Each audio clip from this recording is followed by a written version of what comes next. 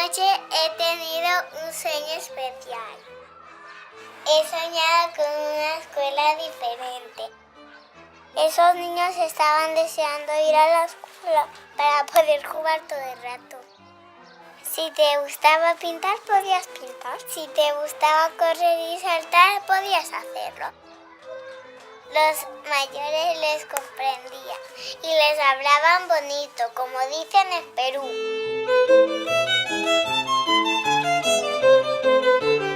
No hay exámenes ni hay deberes. No hacemos tareas como en la escuela, no tenemos un objetivo de aprender algo en el sentido de recordarlo, nada de eso. Generalmente solamente se da tareas y exámenes cuando los niños lo piden. Con los exámenes que conseguimos, pues que aprendas por el examen. Sentirse muy nervioso frente a exámenes. Y esto de estrés no sirve para un aprendizaje integral. Porque si tiene que aprender algo para una buena nota, para complacer a mamá o papá o el director o el profesor, y sabe que al final si tiene una mala nota, va a ser duro, va a decepcionar a una tercera persona, eso es muy duro. O sea, yo como persona, mi vivencia con los exámenes ha sido siempre como que me preguntaban lo que no me interesaba, ¿no? O sea, a mí me encanta estudiar realmente y siempre he estudiado de una manera como muy espontánea y como muy libre, pero luego sacaba muy malas notas porque realmente me había ido por caminitos que no iban a preguntar luego en el examen. El tema de los deberes, ahí la primera pregunta es, ¿tienen sentido los deberes que le han mandado a mi hijo? Yo no sé de dónde salen los deberes, realmente no sé cuál es el origen de los deberes y no sé cuál es realmente el objetivo de los deberes. Bastante hacen los niños en el cole, 8 horas, como para además llegar a casa y tener más deberes, no tiene sentido. Lamentablemente en la escuela pública muchas veces no tiene ni un sentido el deber que le han dado. Yo creo que en realidad los deberes servirían para que los padres de las escuelas tradicionales se den cuenta de que el sistema educativo no sirve para nada, porque ellos no recuerdan nada, no pueden ayudar a sus hijos en los deberes porque no se acuerdan. Tú no deberías de enseñar 2 por 2, 4, no tiene sentido. El niño te lo recita pero no tiene ni idea lo que está diciendo. ¿Quién se acuerda de la geometría cuando es abogado? No se acuerda, o sea, te acuerdas de la geometría si te ha gustado la geometría, ¿no? Es a través de manipular y manipular y manipular que al final se te queda por dentro. Igual que conducir un coche o ir en bici. De tanto ir en bici, al final sabes ir en bici. Nunca jamás se te olvida. Muchas veces las tareas solo sobrecargan al niño y le roban tiempo muy importante que él podría actuar con otros niños jugando, lo que es una oportunidad increíble de aprender muchísimas competencias para la vida.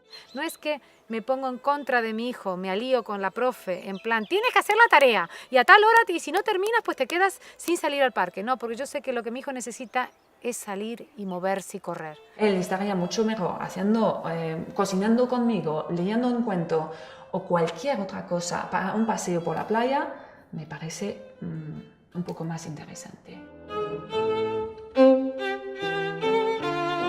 Nada más entrar, los niños entran y tienen acceso al material.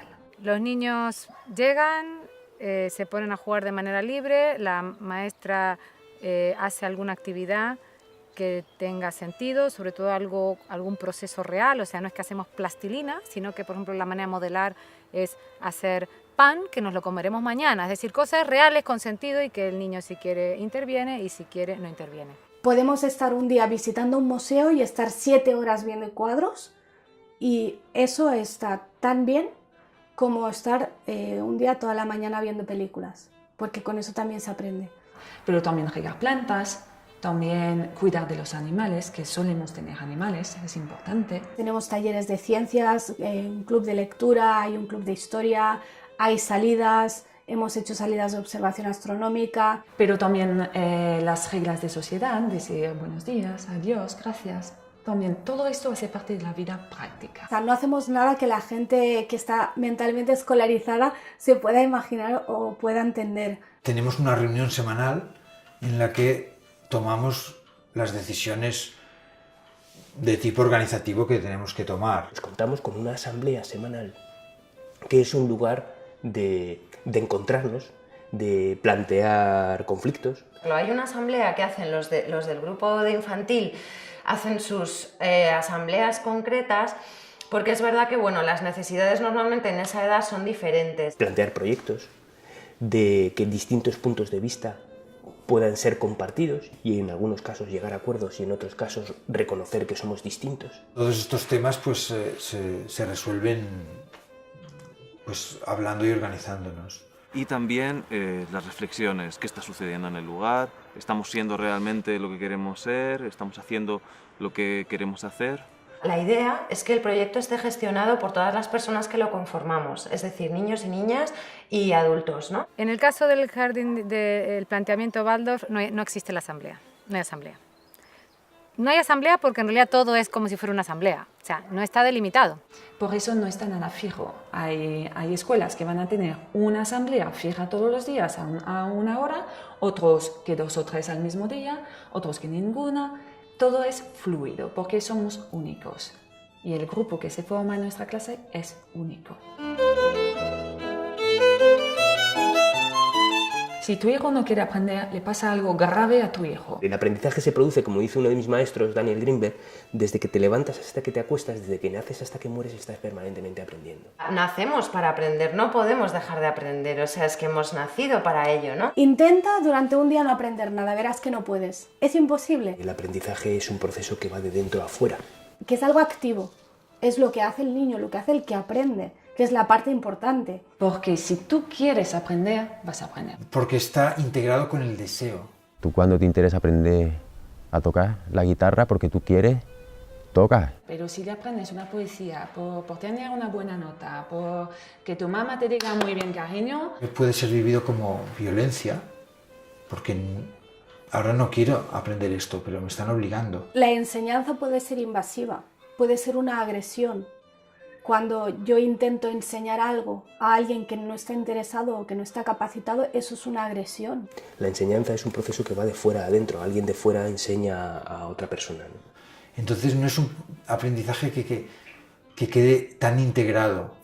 Cuando te meten en el conservatorio de pequeño, una gran mayoría aborrecen la música, por lo menos durante unos años, ¿no? Otros, pues, tienen más dones para la expresión musical y en 2 años son capaces de hacer casi 4 años de conservatorio de piano. Te pongo ejemplos reales, ¿no? Y en nosotros mismos podemos tener un ejemplo, o sea, seguramente, bueno, yo vengo del sistema educativo tradicional, pero sé que lo que he aprendido en mi vida, porque he querido aprenderlo, lo he aprendido muchísimo mejor y he tenido unas ganas inmensas. Me he tirado horas enfrascada en un aprendizaje porque me ha apetecido a mí, he querido seguirlo, ¿no? Esa es la clave de la cuestión, que no todos aprendemos igual. No hay un sistema mejor que otro. Cada uno tiene sus dones, cada uno tiene sus talentos y encuentra su manera.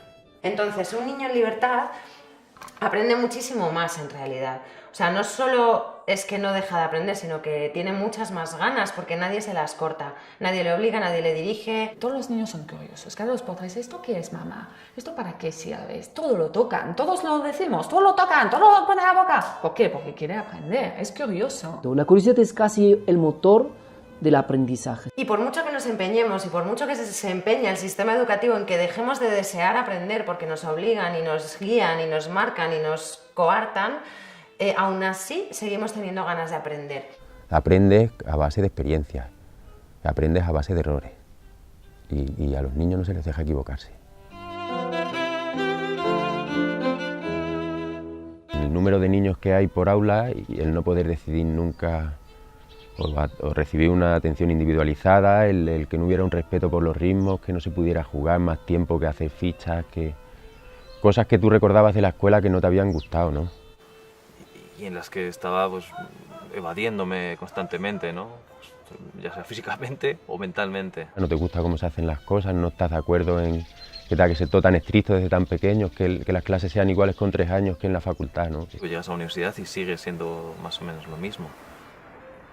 A partir de ahí es cuando ya te planteas realmente, ¿es esto lo único que puede haber o puede haber alguna otra cosa? Y no seguir un programa, un currículum, que lo que hace es, pues, de alguna manera normalizar y poner a todas las personas medidas por un mismo parámetro. Eso surge porque la educación tradicional, la que ha nacido más o menos en la época industrial o un poquito antes podría ser, pero se ha masificado en la época de la industrialización en Europa. Escuelas que nacen para dar respuesta a unas necesidades en realidad que son completamente diferentes a las que tenemos ahora. Entonces está todo un poco planificado, se podría decir, como en una fábrica. Tratamos que los niños sean todos más o menos iguales. No queremos un niño tímido ni demasiado extrovertido. Los queremos igual, que todos sean medianos en mates, medianos en agua, medianos en todo.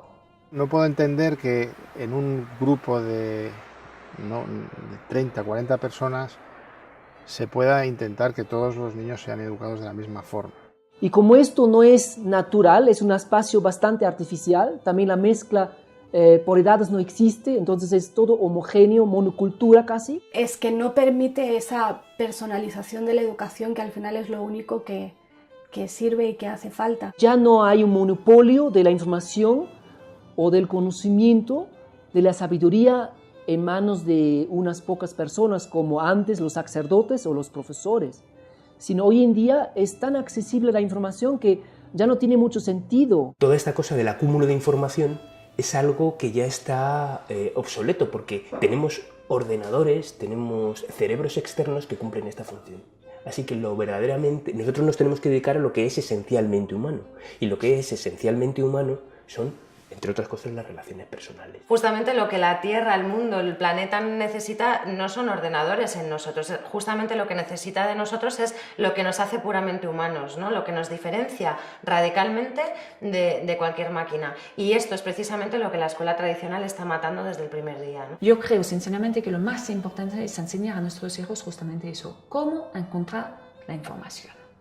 Cómo buscarla y cómo encontrarla y saber distinguir de la que me vale y la que no tanto. Entonces, hoy en día hay un fuerte apoyo de muchas áreas de las ciencias que apoyan un cambio, que sugieren un cambio en educación. Lo que nos dice la vida, lo que nos dice la biología es que la biodiversidad es fuente de promoción de vida. Es decir, donde hay diversidad, hay mucha vida. Es decir, el mundo progresa porque cada uno se dedica a una cosa diferente. Esos barrotes a las ventanas y los niños sentados sin ni siquiera derecho a alimentarse, tienen que pedir permiso para ir al baño. Se basa en lograr disciplina en un espacio cerrado donde se busca sobre todo enfocar en enseñar contenidos. María Montessori desde hace más de un siglo escribió muchos libros, como La educación y la paz, es uno de sus libros,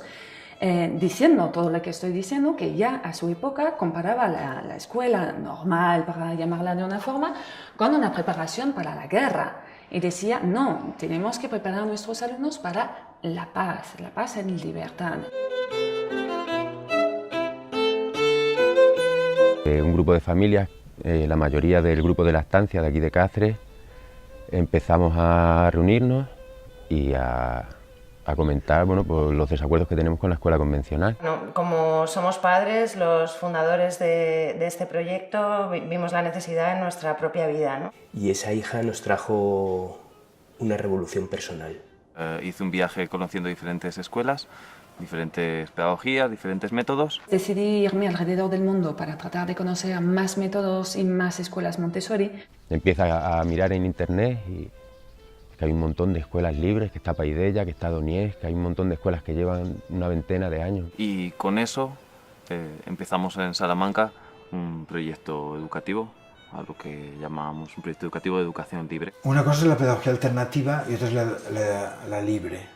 El movimiento de la educación alternativa, digamos, aunque es una definición que se hace en singular, la educación alternativa, en realidad lo que hay es una diversidad ingente de educaciones alternativas. Vemos que como en todas las cosas, pues hay corrientes más innovadoras, hay corrientes más cerradas. Gente de todos los niveles socioeconómicos, gente de todas las confesiones religiosas, y gente atea y gente agnóstica, y gente con todas las ideas políticas. O sea, el espectro es amplísimo, tan amplio como la propia sociedad. Creo que es tremendamente importante que haya todas esas diferencias. Esto es positivo, no es negativo, es positivo. Escuela alternativa significa una alternativa al sistema vigente.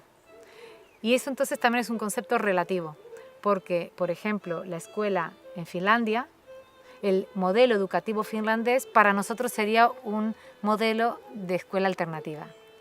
Es decir, la alternativa a lo que hay. Es un espacio donde se trata, lo primero, se trata a la persona de manera diferente. Ya ni siquiera digo al niño, digo a la persona en general, ¿no? A todas las personas de manera diferente. El pilar básico de la pedagogía de la caseta es el respeto hacia sus necesidades. Y con el niño lo más grave es que cuando nace lo respetamos que aprenderá a caminar, que aprenderá a agarrar cosas, que aprenderá a hablar, todo eso lo respetamos. Y de repente cuando cumplen 3 años ya no confiamos en ellos y ya tenemos que empezar a dirigirles y ahora todos tienen que hacer esto y ahora todos tienen que hacer esto. Buscando metodologías más activas, quiere decir donde el alumno está más considerado como un protagonista, participe en el proceso y no tratan al niño como un mero objeto. Entonces, esa actitud participativa de también poder expresar lo que uno siente, lo que uno piensa, eso ya es una característica totalmente esencial de no estar simplemente calladito, obedeciendo, quietecito en la silla. Y dentro de estos principios hay una diversidad importante. Hay quien lo hace en casa. Y en casa no significa físicamente en casa, sino que significa en familia. Porque hay familias que educan en casa que sí se ponen en el rol de profesor y distinguen el horario de, bueno, de 9 a 12 estamos estudiando y yo te estoy enseñando y luego ya vuelvo a ser tu madre y hacemos lo que sea que tengamos que hacer. Yo no hago eso, de hecho el unschooling consiste en no separar el tiempo de aprendizaje del resto de la vida. Agregan al aspecto activo del aprendizaje una cierta libertad y también una participación democrática o por lo menos una consideración de la opinión de los alumnos en el mismo proceso de aprendizaje. Si se les deja desarrollar su propio deseo, ellos saben lo que necesitan. Es una educación basada en la confianza. Confiar en que ellos van a actuar de una manera que va a ser buena para ellos. Siempre que hablamos de escuela libre o democrática, siempre sale lo de hago lo que me da la gana, ¿no? Es como la frase que siempre sale, pero ¿hacen allí lo que les da la gana? Confiar no quiere decir dejarles hacer lo que quieran, tampoco. Dejarles que se den golpes, ni que se... no. Dentro de una escuela democrática, paradójicamente, hay muchas normas y muy claras. Límites, normas de a su ritmo, el respeto. Y va aprendiendo a través de esos límites que existe otro, que hay que respetar también al otro. Respeto por la forma de comunicarte, respeto por las opiniones de los demás, respeto por el entorno. Pues esos son los límites que ayudan a crecer.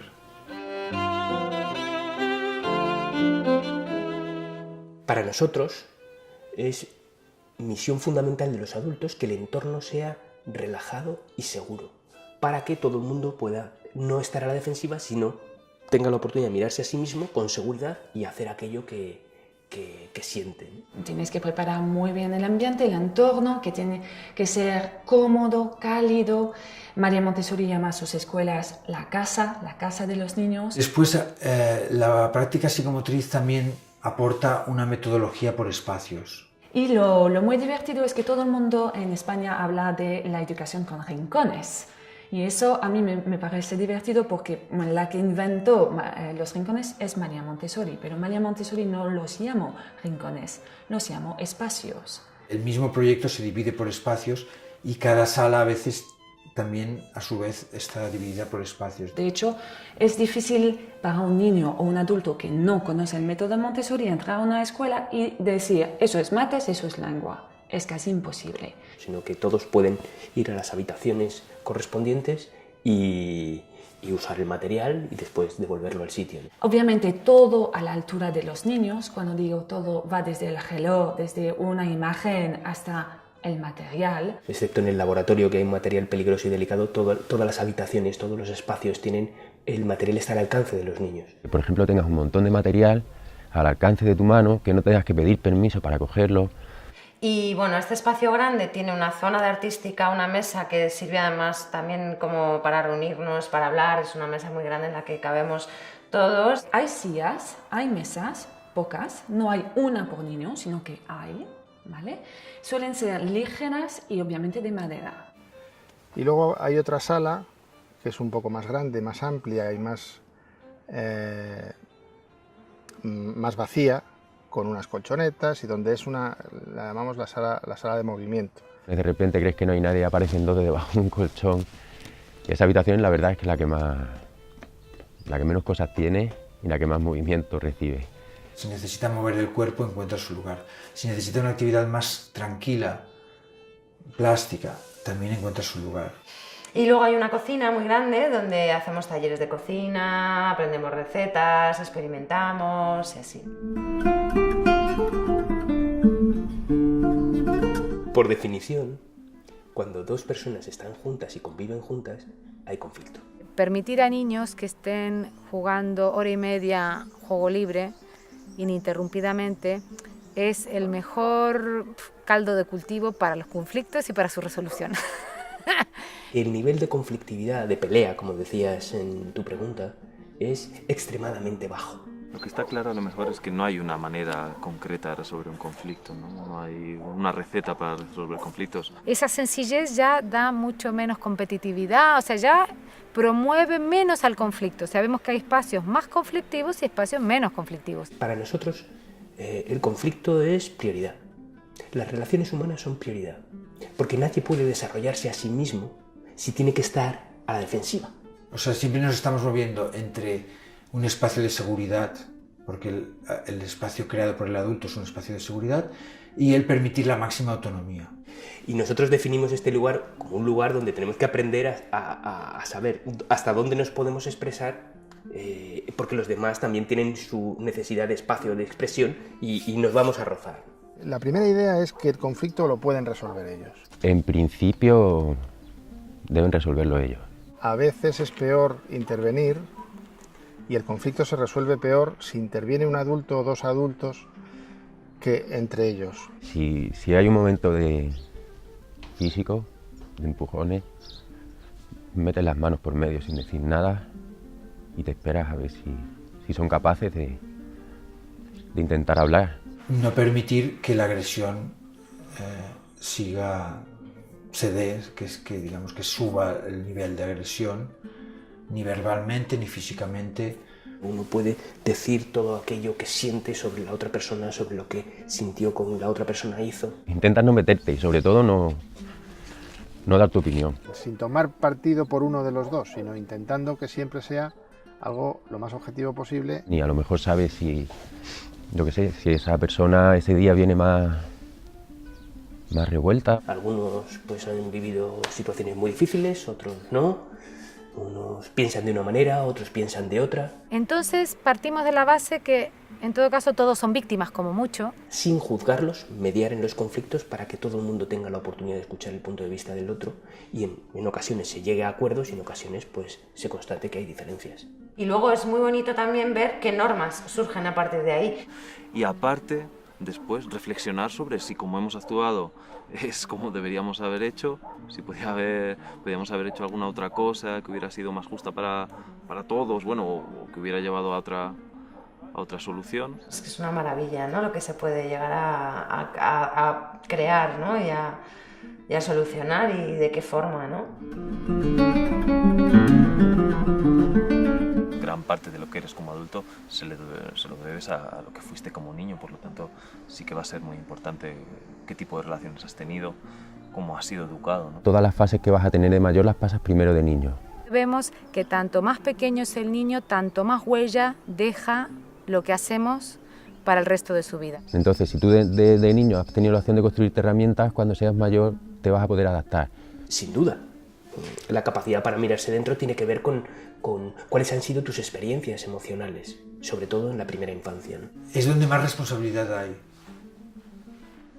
porque ahí es donde se crean las bases de la persona.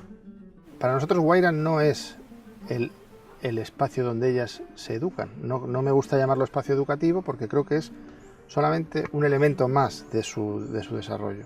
Porque la educación es eso, está todo unido. Aprenden a escribir igual que aprenden a hablar, igual que aprenden a caminar. Lo que recibimos son muy pocas iniciativas para aprender a leer, digamos como un taller formal para leer, para escribir o para sumar o para la aritmética básica. Tanto el tema de la lectura la lectoescritura como el tema de los números, se da de una manera espontánea. Lo importante no es leer y escribir, lo importante es comunicarse. La lectura y la escritura son aprendizajes instrumentales para lograr un fin que es la comunicación. Y los niños y los jóvenes están deseosos de comunicarse. Cuando el niño está en ese periodo, el del lenguaje es muy fácil de ver, porque los niños ven una letra y siempre están, mamá, ¿qué pone aquí? ¿No? O sea, si un niño está escribiendo así es que no está preparado para escribir todavía, porque vemos que toda la atención está puesta en controlar este cuerpo totalmente descontrolado. Pero a lo mejor con 7 o 8 años no saben leer. Y con 10, yo he visto chavales en escuelas con 10 que estaban aprendiendo a leer. Pero cuando quieren aprender tardan muy poco. Entonces hay que distinguir entre el proceso de escribir como tal y todo lo que hay antes para que este proceso sea rápido, fácil, alegre, divertido y exitoso. Un niño de 2 años que me dice, tengo sed, dame agua, le doy agua. Si ese mismo me dice, tengo sed de conocimiento, quiero aprender, ¿quién soy yo para decirle, no cariño, tienes 2 años, espérate a 7 años? No tiene sentido. Y nos damos cuenta, sin embargo, que los niños saben hacer esto, pero no lo hacen a través de lo que denominamos en la educación convencional clases. Partimos de la base que no hace falta, que con ser una vivencia es suficiente. Y lo aprenden de manera libre y espontánea, sin que nosotros pongamos ahí una intención. Porque las matemáticas es la vida misma, todo es matemática. Un pastel que lo separamos, cuántos somos, lo dividimos, pero todo en lo inconsciente. No se hace ningún llamado a que esto entre en un plano consciente. Simplemente sabiendo contar hasta 10 y ciertas reglas de juego, eran capaces de hacer divisiones por 2 cifras sin saberlo. Siempre pongo el mismo ejemplo. Cuando coges una receta de cocina, ¿qué tienes que leer? Lo primero, leer. Eso es lengua. Pero luego tienes que calcular, porque las recetas suelen ser para 4 personas. ¿Y qué hago si tengo 8 personas? Multiplicar. Eso es matemática. Entonces está todo unido. No deberíamos nunca separar las materias. Y luego se comen el pan, además. El gran problema es el desconocimiento, hay mucho desconocimiento. La gente no se puede imaginar una escuela libre. Tú hablas de una escuela libre y la gente te pregunta, pero no entiendo, llegan y están todos juntos y no hay clase y no hay aulas y ¿cómo funciona? No se imaginan. La zona de confort que es difícil romper. Eso es también una barrera muy, muy, muy difícil. O sea, la libertad da miedo en realidad. Bueno, ya habló Erich Fromm en su momento, ¿no?, del miedo a la libertad. O yo cuando hablo de la educación en casa que hago con mi hijo, o doy una charla, por ejemplo, de la parte más teórica, pedagógica, legal, toda la teoría de John Holt y todo eso, pero al final siempre me preguntan, ¿pero tú te levantas por la mañana y qué haces? Y la libertad da mucho miedo, el que las cosas no estén claras, ¿no? ¿Cómo van a ser? ¿Qué va a ocurrir? ¿Qué va a pasar? ¿Va a aprender a leer? ¿Va a aprender a sumar? ¿A restar? ¿Se va a desenvolver bien? Y si no, ¿no? Estas dudas, porque realmente tenemos una presión social bastante fuerte, ¿no? Se teme lo que no se conoce. Y sobre todo si piensas que va a ser negativo o si te suena muy raro o si no conoces a nadie que lo haga. El miedo a meter a tu hijo en una escuela democrática solo te sirve para no meterlo. Y entonces, bueno, o para meterlo y no disfrutarlo nada. Y estar todo el rato pendiente, ¿no? Y entonces intentar seducirlo para que aprenda ciertas cosas. Entonces es no disfrutar y no dejarte llevar, ¿no? Entonces son miedos comprensibles, pero no tienen mucho sentido, en mi opinión. Lo difícil es para el adulto cambiar el chip y aprender a ver el aprendizaje en todas partes. Y llegar a ver, bueno, con esto que está haciendo, está aprendiendo esto y lo otro. Entonces, pues invito a los padres a pensar un poco lo que quieren para sus hijos y sobre todo, pues, oye, visitar escuelas. Niños jóvenes que salen de la escuela, una escuela alternativa libre, con su concepto más integral, interdisciplinario, holístico, tienen realmente las herramientas para poder gestionar problemas. Porque se han encontrado con mucho entrenamiento, con muchos conflictos que han ido resolviendo ellos. Y además han aprendido muchas habilidades que no se enseñan en las escuelas tradicionales, por ejemplo, habilidades sociales. Son niños que tienen unas capacidades diferentes, eso es verdad, y de repente son niños que a lo mejor tienen una capacidad de argumentar sus necesidades de una manera que llama la atención. Eso puede ocurrir. Habla con cualquier persona. Son niños que ven a un adulto y te van a preguntar cosas, ¿y tú qué haces? ¿Y cómo te llamas? Y que veo a veces niños de otras escuelas que hasta les da miedo hablar con un adulto o con un niño que va en otra clase superior. Son creativos y eso permite que ellos superan cuando hay problemas, cuando hay dificultades, mejor dicho, por ejemplo, adaptarse a un sistema más rígido, dentro de unos 2 meses se adaptan. Es alucinante la gente que sale de estas escuelas y no ha tenido ningún problema de adaptación. Y esos ejemplos pienso que son muy buenos de los niños que se han educado así y que ya son mayores, ver qué están haciendo con su vida.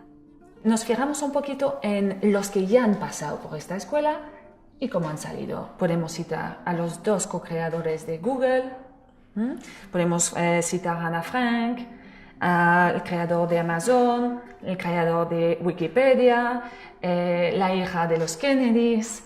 Entonces, bueno, yo creo que la lista es inmensa, dejo a la gente buscar en Google justamente.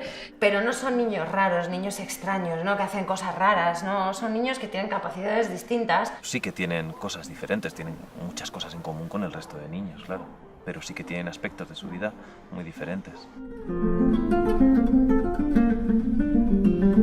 El acompañante tiene un rol muy importante, pero muy diferente a un educador o un profesor tradicional. Nunca utilizo la palabra maestro o profesor, ¿no? Utilicemos otro lenguaje porque queremos crear otra realidad.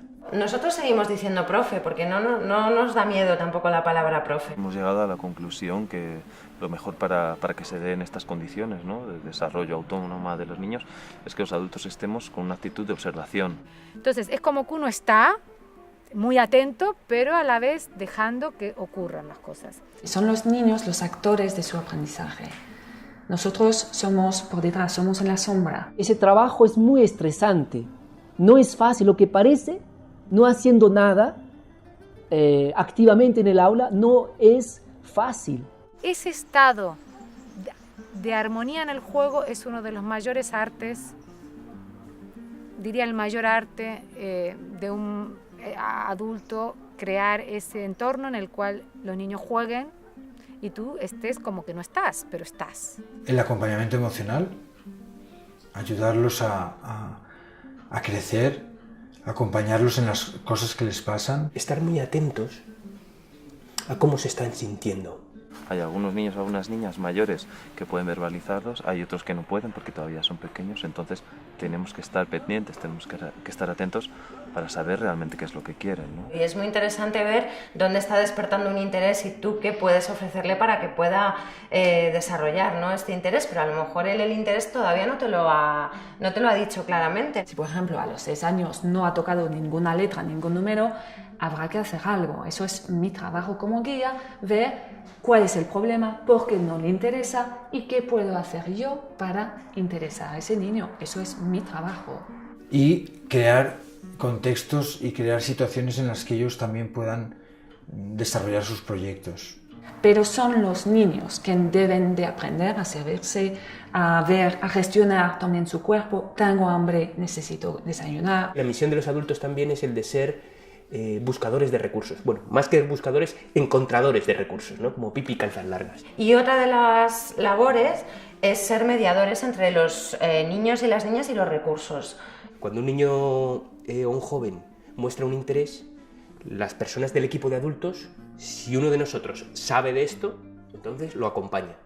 Si dentro del equipo de adultos no hay una persona que sabe de esto, te pongo por ejemplo karate, ¿no? Pues entonces buscamos en el entorno de las familias qué padre o qué madre sabe de esto. Lo que han visto, ¿no? Siempre es así, siempre hay un referente adulto. ¿Cómo le vas a pedir a un niño que supere ciertas dificultades que pueda tener si tú no estás ahí también como avanzando? Hay gente que sí que lo tienen, ese respeto innato, esta forma de hablar a los niños, de ponerse a su altura para hablarle, de dejarle hablar, criticar, escucharles. La economía, sin duda, es uno de los desafíos que un proyecto de este tipo pues, se encuentra. Esta educación no existe dentro de la escuela pública pues no tenemos más remedio que hacerlo privado. Y sin duda esto, que es una iniciativa privada que no está subvencionada con fondos públicos, pues se alimenta de las cuotas que pagan la familia. La única entrada de dinero de los proyectos son las cuotas de las familias. Aparentemente se necesitan muchos recursos para hacerla bien. Lleva a que sea una escuela cara. Porque es necesario, a cuantos más niños hacen falta más acompañantes. Y los acompañantes cobran un sueldo simbólico por estar aquí y entonces, bueno, hay una parte de sueldo económico y mucho capital humano. Entonces nos veíamos en la disyuntiva de o no hacerlo o hacerlo con cuotas altas. Según qué países, vemos que cuanto la economía más delicada es, tanto más diferencia hay y tanto más una escuela Waldorf significa ya todo un pack de cierto nivel. Si hay gente que no tiene acceso al proyecto por el tema económico, te hace plantearte hasta qué punto estás haciendo algo alternativo o estás haciendo algo de élite.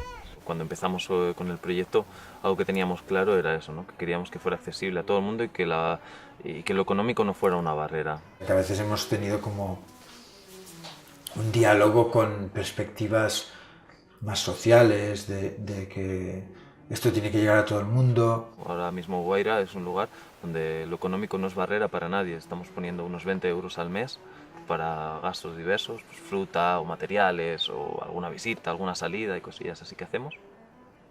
Y nada más.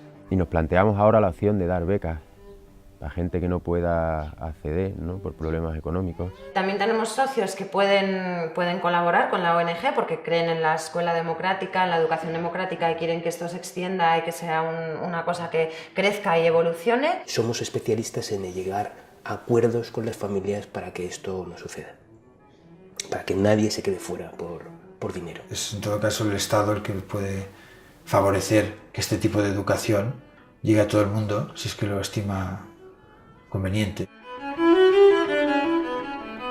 Que si uno realmente quiere crear un centro que sea un poco diferente, al final no puede. Si tienes que cumplir todos los requisitos, vas a acabar creando una escuela como todas las que ya existen. No es ni siquiera legal, realmente hay que decirlo claro, es ilegal educar en casa en España. Técnicamente es lo que se llama inseguridad jurídica, que es lo peor que le puede pasar a un Estado que se llama democrático y de derecho, que significa que uno, aun conociendo las leyes, nunca puede estar seguro de si puede o no puede hacerlo o de qué consecuencias va a tener hacer, en ese caso, educación en casa o educación alternativa, fuera del sistema oficial. Hay que fijarnos mucho también en la ley de cada país, porque cada país tiene unas leyes muy complicadas. Luego la regulación es diferente en cada país. Hay países donde es muy libre, donde prácticamente no hay ni requisitos ni controles, y países donde está mucho más controlado. Esto, bueno, puede echar para atrás porque en el fondo las familias que van a un proyecto así están desescolarizando a sus hijos oficialmente. A todos los efectos son personas que educan en casa, son niños educados en casa. A nosotros nos gusta hablar de las leyes internacionales que hablan del derecho de los padres de elegir la educación que prefieran para sus hijos. Nos gusta hablar de la Constitución, que habla de derecho a la educación, de libertad, de pues lo mismo que los padres eligen. Pero es que luego está la ley, que es la que establece los 10 años de escolaridad. En la educación infantil no es problema, porque al no ser obligatoria, pues los niños pueden ir a donde los padres decidan. Después, tanto con la LOE como con la LOMCE, se pasa de hablar de educación obligatoria a escolarización obligatoria. Solo con ese cambio de término ya se nos ha caído el invento. Los que tenemos hijos mayores sabemos que dentro de unos años, cada vez menos, vamos a tener que plantearnos seriamente el tema de la escolarización. El problema es que aquí se está interpretando restrictivamente, incluso el propio Tribunal Constitucional lo interpreta de forma muy restrictiva y entiende que escolaridad significa escuela presencial en un centro docente homologado por el Estado y nada más. De hecho no existimos como actividad, ¿no? Entonces en cada ayuntamiento pues se va resolviendo como se puede. Y no se admiten tampoco las llamadas escuelas libres porque no cumplen los requisitos de creación de centros docentes que la ley establece. Entonces, cada proyecto está constituido a su manera. Habrá proyectos que son asociaciones, otros son empresas. Otros que son gabinetes psicopedagógicos, pero que ofrecen un espacio de educación alternativa. Ojo de Agua es una sociedad limitada. Hasta ahora nos hemos constituido como asociación. Pues nosotros funcionamos como una ONG que ofrece servicios y cobra por estos servicios. Muchas personas no tienen ningún problema, pero hay personas que sí se ven perseguidas por la administración. No es una persecución activa, tampoco es que el Estado esté pasando lista todos los años para ver qué niño no está escolarizado, pero sí que a veces se han dado problemas. Por la vía legal en primaria es complejo. Se puede hacer y hay muchas soluciones que se han creado, ¿eh? Algunas sí se han conseguido homologar, algunas están como escuela privada extranjera. Lo único que ocurre es que, bueno, como mucho lo peor que te puede pasar después de un proceso larguísimo judicial de servicios sociales, tal, lo peor que puede pasar es que te obliguen a matricular a tu hijo en un colegio tradicional.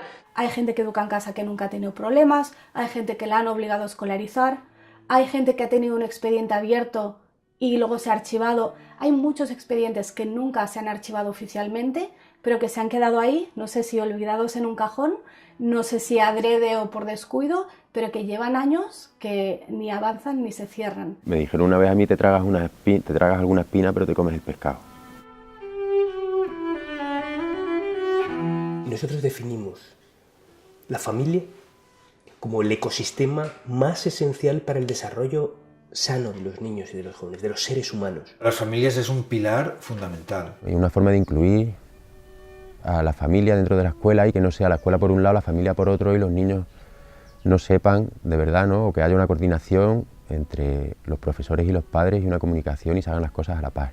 De hecho, nosotros decimos que es condición que haya líneas de comunicación permanentemente abiertas entre los padres y el equipo de adultos para que lo que pase en la casa se trasvase la información a Ojo de Agua y lo que pasa en Ojo de Agua se trasvase la información a la casa. Aparte de eso está toda su implicación humana en las reuniones que hacemos juntos y compartimos cómo vivimos la educación.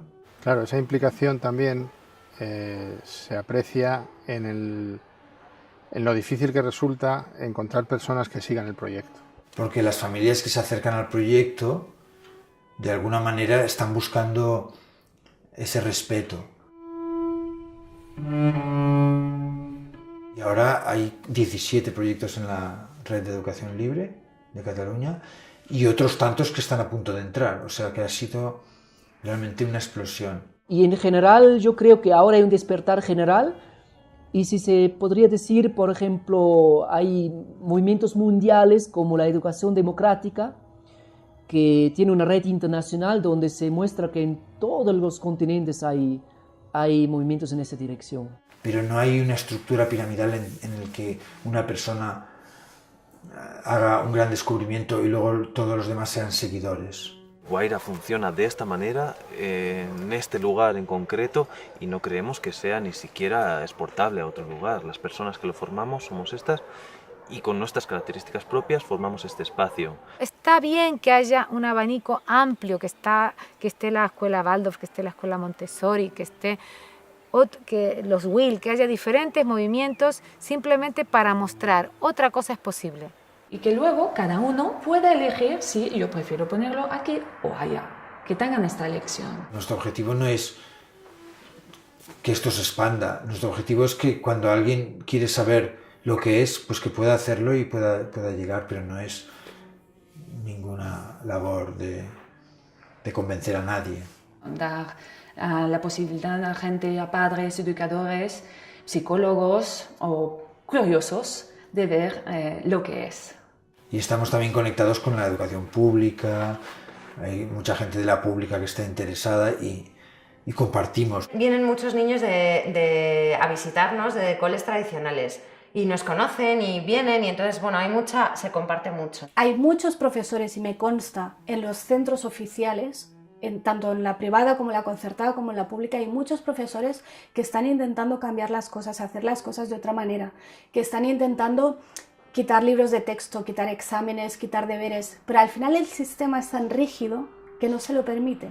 He encontrado profesores en escuelas públicas maravillosos, que no eran guía Montessori, pero Pero invitaron a ver cómo trabajaban, no tenían material, pero lo que he dicho, la filosofía sí que la tenían. Entonces, hay profesores de la pública que acaban creando escuelas alternativas, aunque sean ilegales, porque eso al final es secundario. O sea, lo suyo sería que la escuela pública para todos, este eslogan de camiseta verde, escuela pública y para todos, que sea de verdad la alternativa, la mejor alternativa, que lamentablemente no lo es. Pero efectivamente que sea público, eso es mi sueño, por supuesto que sí. Yo sé que esto es algo que funciona, que día a día y año a año estamos demostrando que funciona. Hay escuelas libres muy buenas en España, hay familias educando en casa que están teniendo muy buenos resultados. Solo el despliegue que ha habido en España, de que ahora están prácticamente todas las comunidades autónomas, muestra cómo, lejos de ser una pedagogía desfasada con los tiempos, es una realidad que crece cada año y crece en parte como respuesta al sistema escolar, que no me gusta llamarlo sistema educativo porque no es lo mismo. El sistema escolar está fracasando, le está fallando a muchos niños. La buena solución es que todavía nos queda mucho por hablar con los poderes públicos, para que reconozcan que nuevas realidades, que yo creo que es parte de su función también, nuevas realidades emergen y ellos tienen que estar atentos, es parte de su trabajo también, estar atentos a las nuevas realidades para que la evolución social se vaya produciendo. Y ahora quien más, quien menos ha visto un reportaje, ha leído un artículo, incluso conocen a alguien que lo está haciendo y por eso cada vez más gente se lo plantea también, porque se va conociendo. Justamente hoy nos han llamado de un cole público de un municipio de aquí al lado, donde están haciendo un grupo de trabajo de investigación de escuelas alternativas, de educación alternativa, y nos han pedido venir a conocer el proyecto. Y hay algunos estudios, pero poquitos. Yo creo que aquí nos falta eso, una base un poco más formal para demostrar realmente qué es lo que se está haciendo. El mundo está continuamente en cambio, entonces lo que nos valía en nuestra época ya no es válido. Entonces no podemos enfocar en contenidos inciertos. Tenemos que enfocar en otra forma de educar. ¿Qué ciudadanos queremos y nos interesa para nuestro sistema? En esa línea, lamentabilísimamente, está nuestra educación oficial. Reflexionando después te das cuenta de que eso es lo bueno para tener después adultos que sean obedientes, que no cuestionen las normas. Si tú coges a Leonardo da Vinci y le encierras durante 8 horas al día en una escuela a hacer una hora de matemáticas, una de lengua y una de historia, adiós da Vinci, adiós genio. Se acabó. Entonces tenemos que ver qué es lo importante, qué queremos enseñarle a nuestros hijos. ¿Para qué estamos enseñando lo que enseñamos?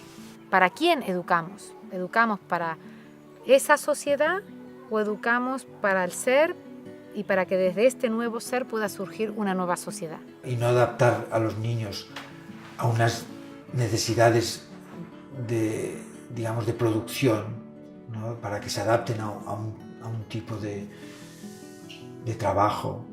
Es que te puedas acabar dedicando a algo que te guste. Al final la educación es para eso, no es para memorizar las capitales del mundo ni para hacer derivadas ni nada de eso. Es para ver qué vas a hacer con tu vida, para eso es la educación. Los que trabajamos con niños, trabajamos con la siguiente generación. Trabajamos a plazos larguísimos. Allí, cuando eres maestra, cuando tienes a tus niños delante, tienes el futuro delante. Y estamos absolutamente necesitados desde el punto de vista económico, esto lo cuento para los economistas, para los políticos, de creatividad y de innovación. Para salir, como digo, de la situación en la que estamos. Y me parece que es lo que queremos todos para nuestros hijos, para que luego, visto la crisis que hay, los que se salvan son los que tienen idea. Los que dicen, vale, se me ha cerrado una puerta, no hay una ventana abierta, pues venga, salgo de ahí. Y no es que la intención sea de cambio social.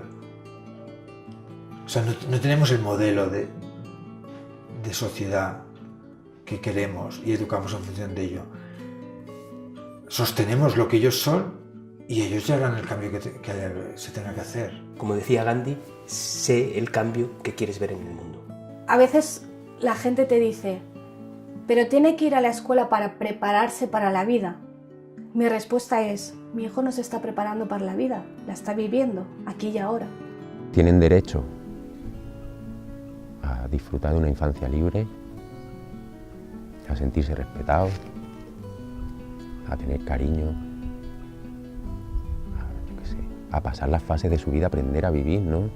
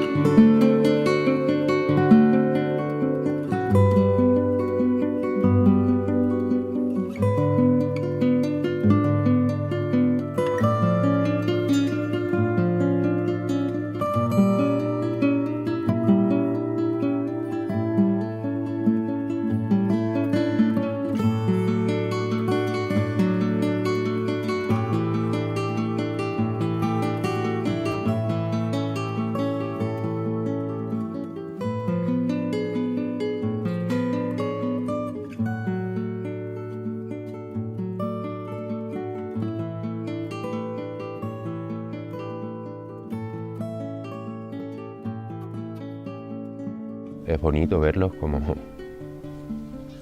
Me emociono y todo. Ay, a mí se mueven mucho.